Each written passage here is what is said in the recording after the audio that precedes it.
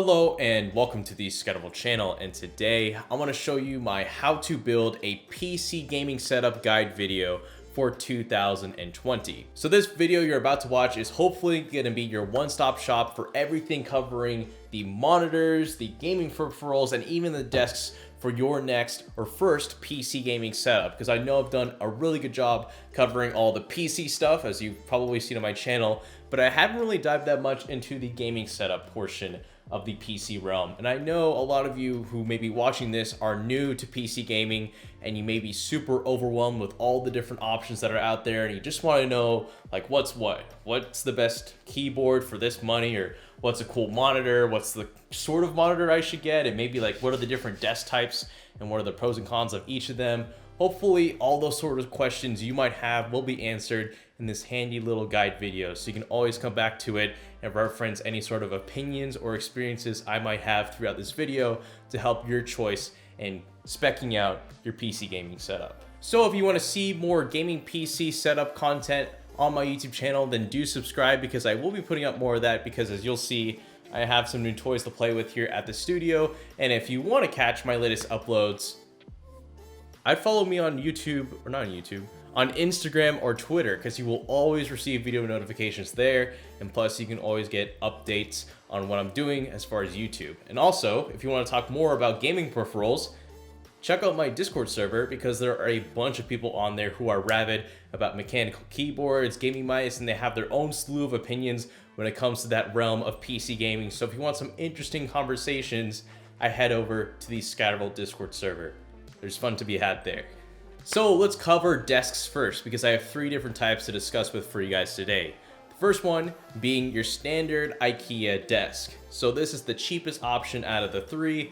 It's also the most customizable, but it also requires the most tinkering, because for the most part, when you get an IKEA desk, like one of those that come all in one with 4 legs and a tabletop, that's it. There's no like cable raceway, there's no cable mounts or cable ties. A lot of it is DIY, but it is the most inexpensive option, and it's the one that I went with for one of my first gaming setups all the way back in 2015, and it's a very inexpensive option, and even till this day, I still own that tabletop from 4 years ago. So it's survived the test of time. It will get cruddy over time, but it is cheap and inexpensive, and it can support weight. Don't let that slip up on you. They look slim, but they can support a gaming setup on them. Next is a gaming desk like this one you see here from Cougar. This is the Cougar Mars, and unlike those cheap IKEA desks, this one usually has a lot of the features and nitpicks you'd want from an actual gaming desk. So it has a built-in cable raceway, as well as some other features like some audio and I/O integration actually on the desk itself that you can hook up to your PC with. It's also got some RGB lights, and of course part of the desk is actually quite well and acts as a mouse pad, because it can track pretty well on the surface. But the only downside is that a lot of these gaming desks aren't customizable. So what you're getting is what you see on the product page. So if there's something you don't like, there's not much you can change about it, because a lot of these are pre-made and there's no customization. But if you're cool with the look, like this Cougar one here, with its really cool looks and carbon fiber mesh on top and just really black stealthy look, it'll do good, but it will be moderately expensive. Okay, being a fitness dude, I really recommend a standing desk, because you need to get your brain up and get oxygen into it like every 10 minutes, which is why you should really stand up while you're at a desk. And getting one of those standing desks can easily eliminate any of those sort of problems. They also are the most expensive, so keep that in mind, but they do kind of have some of the features you'd want for like an already made desk, like a cable raceway and some cable routing on the top of the desk. They are kind of customizable depending on who you get them from. So like this one from Autonomous right here, you can get some add-ons for, but the actual tabletop is already pre-made.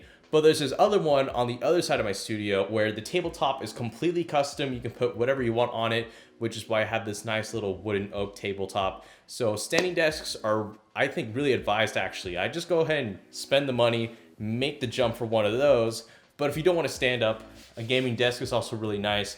But if you can't afford either of those options, an IKEA desk will do you good. Now, next up, keyboards. This is important. You need a good keyboard. A lot of people undervalue how much they should spend on keyboards, because all they think about is the mouse, because you're going to be, of course, gaming on your gaming PC. But most of the time, you aren't going to be gaming. You're going to be surfing the web, or you're going to be typing up something for homework for school or college. And that's why a keyboard is super important. And you have a few different types out there. You have either a membrane or mechanical keyboard. So membrane is what you're probably used to from school. They type really boring, or you can get a fun mechanical one with different types of switches. So if you do decide to go mechanical, there are 3 primary types of switches out there, those being linear, clicky, and not as clicky mechanical switches. So red switches, blue switches, and brown switches. Now for a PC gaming setup, I know a lot of you will kind of lobby for the blues and browns because of that clicky tactile experience that is really awesome while typing. But I've always been on Cherry MX Reds, just like on this Cougar Puri TKL that I have right here. They are a great switch for not only just typing in general, of course they're not as good as blues and browns, but when it comes to gaming and you need that precise precision to like move around and kill your enemies without having to press a full click down on your key, it's really helpful. And also they aren't as loud, so they won't annoy your friends when you're calling them on Discord. So that's another bonus to going with Cherry MX Reds. But now there's also 2 different sizes of keyboards. There are regular standard keyboards with your number pad, and there's those that are TKL, so without the number pad. And a great example again is the Cougar Puri TKL, because I like the compact size of it because it allows for more room for your mouse. So if you are a very versatile and dynamic FPS gamer who needs a ton of room on your desk with a mouse pad, I would consider a TKL keyboard because the smaller size can come in really in handy if you're just gonna like have like a super low DPI on your mouse and you need to just move the thing. Which, speaking of mice, that should be the next topic for this video. So when it comes to gaming mice, there are wireless mice and wired mice. Which one is better? And the actual performance difference between wired and wireless has gotten shorter over the years. There's actually gotten to a point to where a wireless mouse can be as fast as a wired mouse. But if you can't decide, you can just get one that is wired and wireless, which I'll talk about later. So beyond that, the actual shape of mice kind of cater to what sort of play style you have on PC. So there's palm grip, claw grip, and fingertip grip.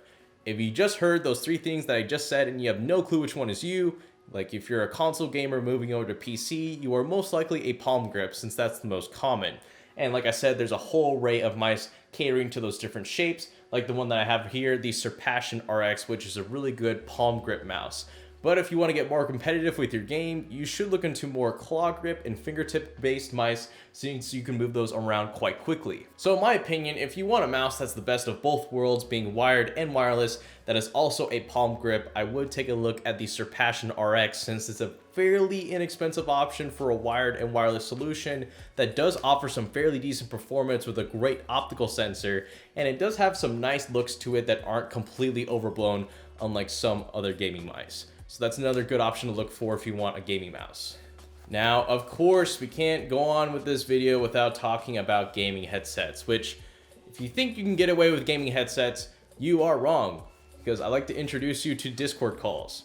Your audio is going to be picked up with your microphone and it's going to be ugly. Anyways, as far as headsets goes, there are a few different types. There are stereo, virtual 7.1 surround sound, and actual 7.1 surround sound headsets. There is 5.1 surround sound for virtual and real, but we're not going to talk about those since they aren't as common. Anyway, stereo is the least inexpensive option for gaming headsets.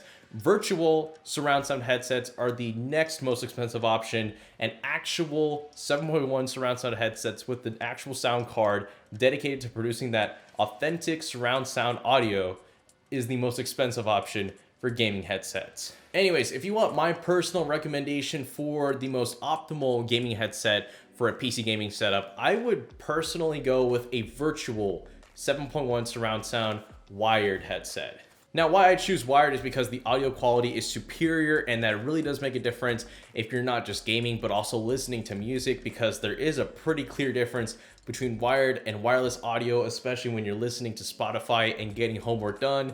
When you switch from a wireless to a wired headset, the audio quality difference is night and day. So I would honestly just go for wired just for that. And also get a virtual 7.1 because while I've never actually tried out authentic 7.1 surround sound audio with an actual sound card that can support that, virtual's been alright. It's been able to give me positions of where I am in the game and hear any faraway enemies according to where I am on the game. And I mean, they're not crazy expensive too, since I am a budget-based tech channel. So a lot of virtual 7.1 surround sound headsets can be found for as low as $50, which luckily for these Immersa Pro TIs, they are, I believe, $80. But also, take into account comfort. This is very important, like more important than you think. And luckily, these Immersa Pro TIs do a fantastic job with the comfort with its retractable headband and super plushy earmuffs.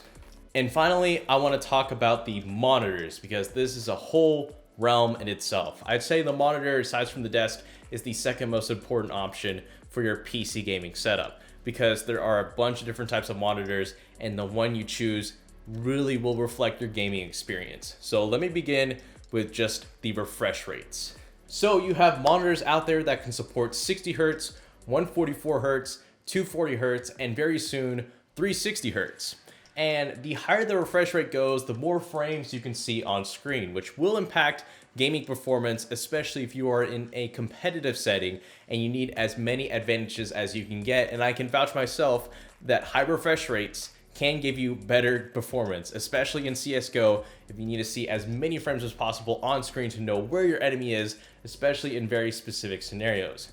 But for the majority of you watching this video, like 99.99% of you, because you're not going to be Fortnite pros or whatever, like you don't need 360 or 240. 144 is the sort of sweet range that I really recommend for you guys because that is going to give you a smooth experience, but it's not going to break the bank because 240 and 360 Hz monitors can get very expensive. But in my opinion, pass up on 60 Hz, you really don't need it. 144 is pretty cool. I'll just keep it at that. But now response times, which for the most part, as long as the monitor is under 5 milliseconds, you are good. Don't worry, your eye can't perceive anything below 5 milliseconds because it's that fast. So don't freak out if you are choosing between a 1 millisecond and 5 millisecond monitor. There's going to be no realistic difference.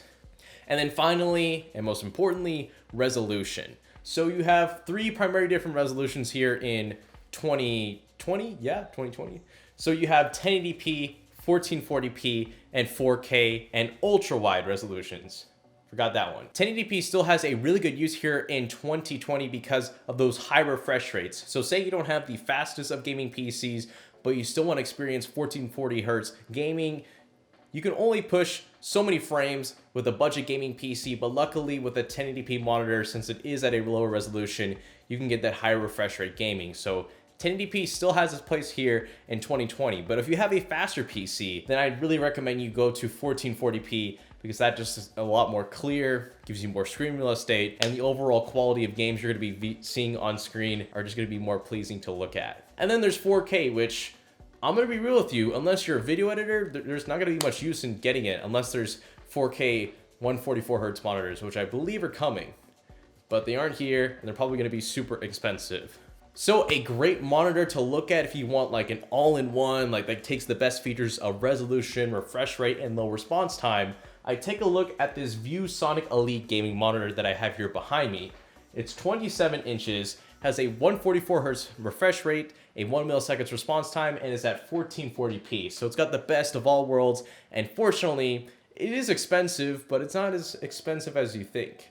And if you're going to be investing in a monitor, it's going to be one that you're probably going to have for such a long time. So it's going to be, besides the desk, probably the longest term investment for your PC gaming setup. So make sure you do choose a monitor wisely and choose one that is high quality, like this Viewsonic one behind me. So that is it for my PC gaming setup guide video for 2020. Let me know if there's any feedback or suggestions for future setup videos, since I'm still kind of nailing that part down here in the YouTube tech game. But aside from that, thank you so much for watching. Do consider subscribing to the Scatterable channel because we're all about tech here and we're looking at uploading at least once a week. And again, thank you for watching. And this is the Scatterable channel signing out.